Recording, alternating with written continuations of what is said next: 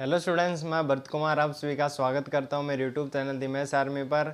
और आज की वीडियो में हम हमारी प्रश्नावली 2.2 को कंटिन्यू करने वाले हैं। ठीक है, प्रश्नावली 2.2 के बारे में पहले भी मैंने 2 वीडियोस बना दी है और प्रश्नावली 2.1 के बारे में भी मैंने एक वीडियो बना दी है। ठीक है, उसकी लिंक मैंने आपको डिस्क्रिप्शन में दे दिया, वहाँ से उसके सोल्यूशन को देख सकते हैं। ठीक है, इस वीडियो में हम जानने वाले हैं क्वेश्चन 7 से लेकर क्वेश्चन 10 तक। ठीक है, ये पूरी प्रश्नावली हम कंप्लीट करने वाले हैं और इसके साथ ही आपका ये दूसरा चैप्टर एक चर वाले रैखिक समीकरण linear equation in one variable भी कंप्लीट हो जाएगा। ठीक है, ये पूरा चैप्टर इन 4 क्वेश्चन के साथ क्या हो जाएगा, कंप्लीट हो जाएगा।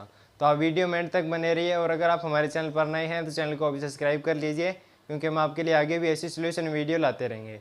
तो शुरुआत करते हैं हमारे क्वेश्चन से। तो हमारा क्वेश्चन क्या है, 7वां क्वेश्चन है, जिसमें हमें दे रखा है कि निम्न समीकरणों को सरल रूप में बदलते हुए हल कीजिए। हमारे पास एक समीकरण दी गई है जिसे हमें सरल रूप में बदलना है और उसमें जो हमारे पास चर दिया गया है उसका हमें मान निकाल लेना है। ठीक है, पहले हम समीकरण को सरल रूप में बदलेंगे और फिर इसका मान निकाल देंगे। तो हमारे पास यहाँ पे कुछ ब्रैकेट दिए गए हैं। ठीक है, इन्हें पहले हल करते हैं, इन्हें पहले और सरल करते हैं। तो हमारे पास ब्रैकेट के बाहर क्या है, 3 है, तो इसे ब्रैकेट के अंदर गुणा करते हैं ताकि हम इसे हल कर पाएँ। ठीक है, तो 3 को t से गुणा किया 3t, और वैसे 3 को 3 से किया तो हमारे पास आ जाएगा 9। यहाँ पर माइनस का निशान है तो माइनस का लगा दिया। अब यहाँ पे 5 का 2t से गुणा किया तो हमारे पास आ जाएगा 10t, और फिर 5 का 1 से किया तो हमारे पास आ जाएगा 5। यहाँ पे प्लस का निशान है तो प्लस का। अब चर वाले पदों को चर वाले पदों के साथ जोड़ा या घटाया जाता है, आपको पता ही होगा, और बिना चर वाले पदों को बिना चर वाले पदों के साथ। ठीक है, तो हमारे पास चर वाले पद क्या हैं, कौन कौन से हैं, एक तो ये है और एक ये है। इन्हें एक साइड कर लेते हैं तो 3t, इसका पक्षांतन करेंगे इधर वाली साइड तो ये हो जाएगा 10t। ठीक है, वैसे ही इसका पक्षांतन करेंगे तो ये हो जाएगा हमारे पास प्लस का 9। ठीक है, प्लस 5 तो हमारे पास यहाँ पे था ही, और -9 इधर से लेके तो ये क्या हो जाएगा, प्लस का हो जाएगा। ठीक है, इस तरह से अब इन्हें हल करते हैं। तो 3t में से 10t गए, हमारे पास बच गया यहाँ पे 7t, माइनस का 7t, क्योंकि यहाँ पे 10t माइनस का क्या है, बड़ी संख्या है। ठीक है, तो माइनस की संख्या हमारे पास यहाँ पे ज़्यादा बड़ी है, तो हमारे पास आंसर क्या आ गया, माइनस का 7t। अब यहाँ पे 5 और 9 कितने हो जाएंगे, तो हमारे पास हो जाएंगे 14, वो भी प्लस के। तो हमारे पास यहाँ से t की वैल्यू क्या आ जाएगी, 14 बटे में हमारे पास आ जाएगा माइनस का 7। t के गुणा में क्या है, -7 है, इसका पक्षांतरण करेंगे तो ये 14 क्या आ जाएगा, भाग में आ जाएगा। तो हमारे पास यहाँ से t की वैल्यू आ गई -2। तो ये हमारे 7वें सवाल का क्या कहलाएगा, हल कहलाएगा। इस तरह से आपको सवालों को हल कर लेना है। अब हम बात करते हैं इसके 8वें सवाल के बारे में। तो 8वां सवाल आप सभी के सामने है, इसे भी हमें पहले हल करना है। हमारे पास ये समीकरण है, इसे हमें हल करना है और हमें इसमें जो चर है उसका मान निकालना है। ठीक है, तो इसे हल करेंगे तो हमारे पास 15 का इस ब्रैकेट के अंदर गुणा करेंगे, तो 15 का y से किया 15y, ऐसे ही 15 का 4 से किया, हमारे पास आ जाएगा माइनस का 60। ठीक है, माइनस का माइनस, और -2 का y के साथ किया तो हमारे पास आ जाएगा -2y, और फिर -2 का -9 के साथ किया तो हमारे पास आ जाएगा प्लस का 18। ठीक है, यहाँ भी माइनस है, यहाँ भी माइनस है, तो ये क्या हो जाएगा, प्लस का हो जाएगा। और प्लस में हमारे पास क्या है, 5 का y से किया तो 5y, और यहाँ पे प्लस का प्लस, और 5 का 6 से किया तो हमारे पास आ जाएगा 30, बराबर में हमारे पास क्या है, 0 है। ठीक है, इतना कर लिया हमने। इनका हमने कुछ नहीं किया, हमने बस इसका अंदर गुणा किया। ठीक है, ब्रैकेट को हल किया है। हमारे पास यहाँ पे क्या था, -2 था, तो -2 का अंदर गुणा करेंगे तो ये वाली टर्म तो क्या हो जाएगी, प्लस की हो जाएगी, और ये वाली प्लस की थी जो क्या हो जाएगी, हमारे पास माइनस की हो जाएगी। ठीक है, अब हम इन्हें हल कर लेते हैं। तो हमारे पास एक तो चर वाला पद ये है, एक ये है और एक ये है। ठीक है, इन्हें एक साथ लिख लेते हैं। तो 15y -2y और प्लस का हमारे पास है 5y। तो बिना चर वाले पदों को हम बराबर के उस साइड ले जाते हैं ताकि हमें हल करने में आसानी हो। तो बिना चर वाले पद एक तो ये है हमारे पास, तो ये हो जाएगा, उधर वाली साइड लेके जाएंगे तो इसका -31, क्योंकि हमने इसे पक्षांतरण किया है। ठीक है, इसे हम दाईं साइड लेके गए हैं तो इसका निशान क्या हो जाएगा, बदल जाएगा। और वैसे ही हमारे पास ये प्लस का 18 है तो ये हमारे पास हो जाएगा माइनस का 18, और वैसे ही हमारे पास क्या है, -60 है तो ये हो जाएगा प्लस का 60।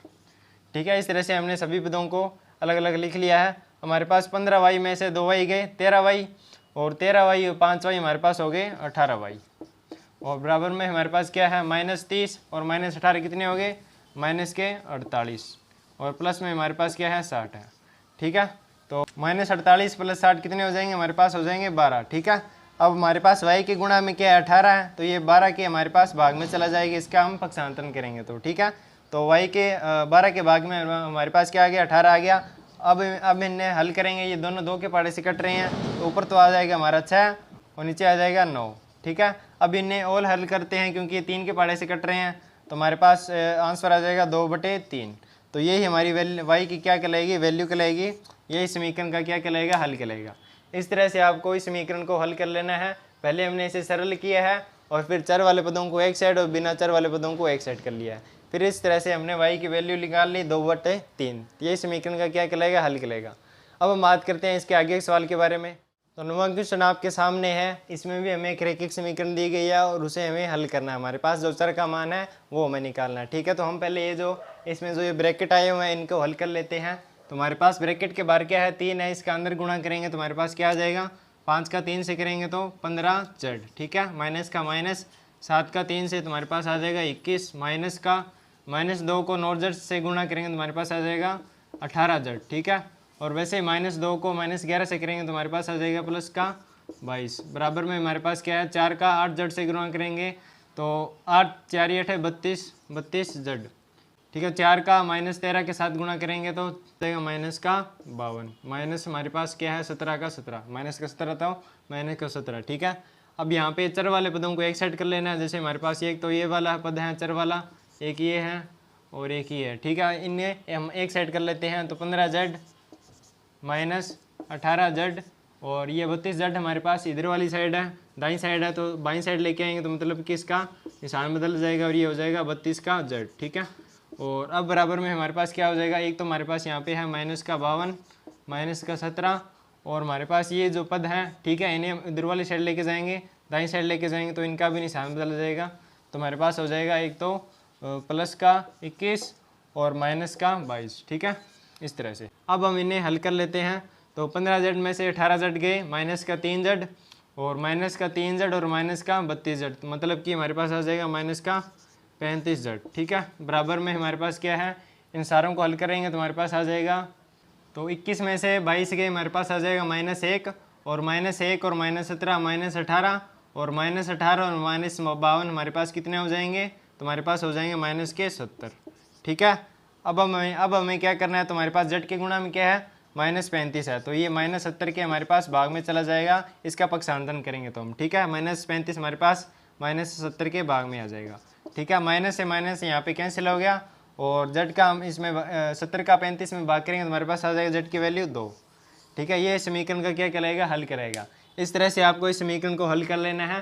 पहले हमने ब्रैकेट सॉल्व किया है और फिर चर वाले पदों को एक साइड और बिना चर वाले पदों को हम एक साइड ले गए। ठीक है, फिर इनका जोड़ घटाव हमने इस तरह से इन्हें हल किया तो हमारे पास z की वैल्यू क्या आ गई, 2 आ गई। ये सवाल का क्या कहलाएगा, हल कहलाएगा। इस तरह से हमने इसका 9वां सवाल कर लिया। अब हम बात करते हैं इसके आगे के सवाल के बारे में। तो 10वां सवाल आप सभी के सामने है। इसमें हमें कुछ संख्याएं पॉइंटों में दी गई है। ठीक है, तो इसे हम देखते हैं कि इसे हम कैसे हल करेंगे। हमें पहले क्या करना है, इसे हल करना है, मतलब कि इसका जो ब्रैकेट वाला है जो पोर्शन, उसे हमें पहले हल करना है। तो पॉइंट 25 का इसके अंदर गुणा करेंगे। पॉइंट को एक बार हम भूल जाते हैं तो 25 का सीधे 4 से गुणा करते हैं, तो 25 का 4 से गुणा करने पर हमारे पास आ जाता है 100। ठीक है, अब पॉइंट कितने संख्याओं के बाद में हमें ये देखना है। तो पॉइंट हमारे पास कितने संख्याओं के बाद में है, 1 और 2। 2 संख्याओं के बाद हमें क्या लगाना है, पॉइंट लगाना है। तो मतलब कि हमारे पास यहाँ पे क्या आ जाएगा, पॉइंट आ जाएगा। मतलब कि इन दोनों का आंसर क्या आ जाएगा, 1 आ जाएगा। और गुणा में हमारे पास क्या है, अप है। ठीक है, वैसे ही इनका गुणा करेंगे पॉइंट 25 का और 3 का। एक बार पॉइंट को हम बोल जाते हैं, 25 का 3 से किया तो हमारे पास आ जाएगा 75। ठीक है, अब कितनी संख्याओं के बाद पॉइंट लगाना है, तो 2 संख्याओं के बाद में। तो हमने 2 संख्याओं के बाद में पॉइंट लगा दिया। ठीक है, इस तरह से आपको पॉइंट वाली संख्याओं का आसानी से गुणा कर लेना है। ठीक है, अब हम आगे बात करते हैं। तो 5 का 10 से गुणा किया तो हमारे पास आ जाएगा 50f और 2 संख्याओं के बाद पॉइंट है तो हमारे पास यहाँ पे आ जाएगा पॉइंट 50f। ठीक है, माइनस का और 5 का 9 से किया तो हमारे पास आ जाएगा 45। ठीक है, और 2 संख्याओं के बाद पॉइंट है तो हमारे पास यहाँ पे लग जाएगा पॉइंट। माइनस का निशान ये यहाँ पे है और ये निशान हमने यहाँ पे लगा दिया माइनस का। ठीक है, अब चर वाले पदों कौन से हैं, एक तो ये है और एक ही है, इन्हें हम एक साइड कर लेते हैं। तो 1.00f, तो ये 0.50f, इधर वाली साइड क्या है, प्लस का है, इधर वाली साइड लेके आएंगे तो ये हो जाएगा 0.50 हमारा हो जाएगा माइनस का। और बराबर में हमारे पास क्या है, माइनस का 45। ठीक है, और ये 0.75 इधर वाली साइड जाके लेके आएंगे तो ये हो जाएगा प्लस का 0.75 हो जाएगा हमारे पास प्लस का। अब 1.00f से घटाना है हमें 0.50f। ठीक है, 1 से आधा घटाएंगे तो हमारे पास बच जाएगा आधा। ठीक है, मतलब कि 0.50f। ठीक है, 1.00f से हम घटाएंगे 0.50f को, तो हमारे पास आंसर क्या आ जाएगा 0.50f। बराबर में हमारे पास क्या है, 0.45 में से हमें जोड़ना है -0.45 से हमें जोड़ना है 0.75 को, तो इनका आंसर हमारे पास आ जाएगा 0.30। ठीक है, इस तरह से। अब f के गुणा में हमारे पास क्या है, 0.50 है, तो इसे 0.30 के भाग में ले जाएंगे, तो 0.30 के भाग में हमारे पास आ जाएगा 0.50। ठीक है, ठीक है, इतना आगे। अब 0 से 0 तो यहाँ पे कैंसिल हो गया। ठीक है, 0.3 और बटे में हमारे पास क्या है, 0.5। अब 0.3 का मतलब क्या होता है, 0.3 का मतलब होता है कि 3 के बटे में हमारे पास क्या है, 10 है। ऐसे ही 0.5 का मतलब हमारे पास क्या है कि 5 के बटे में हमारे पास क्या है, 10 है।